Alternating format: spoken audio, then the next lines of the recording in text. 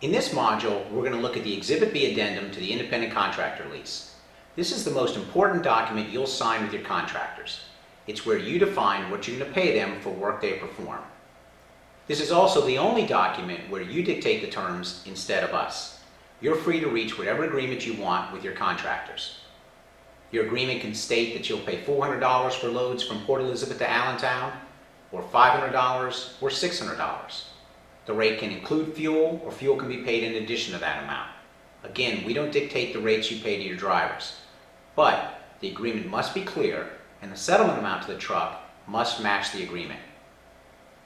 We're going to cover the three most common methods of paying independent contractors. The most common method is to pay them a percentage of the freight revenue. On the percentage loads line, writing the amount you're going to pay. If you have different amounts for different types of freight, use multiple lines and change the description accordingly.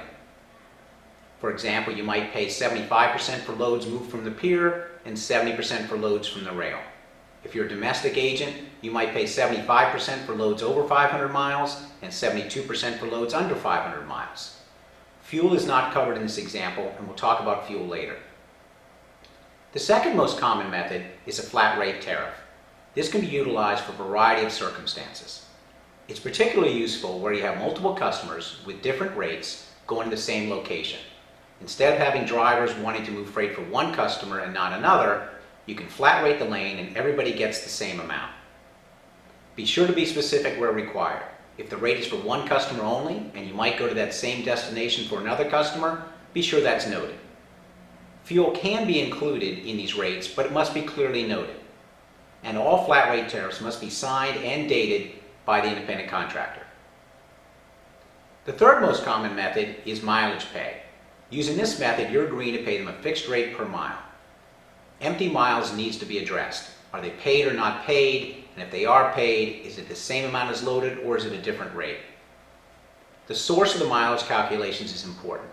The standard Exhibit B will state that PC Miler's latest version will be utilized for mileage calculations. You can use another source, but you need to have that clearly stated in the contract.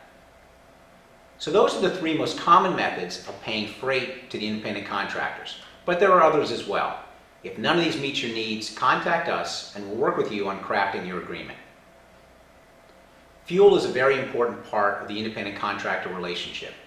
Most agreements call for 100% of the fuel to be paid to the IC.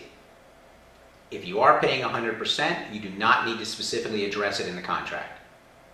In the mileage pay and the flat rate tariffs discussed previously, fuel can be included in the rates, but again must be clearly noted.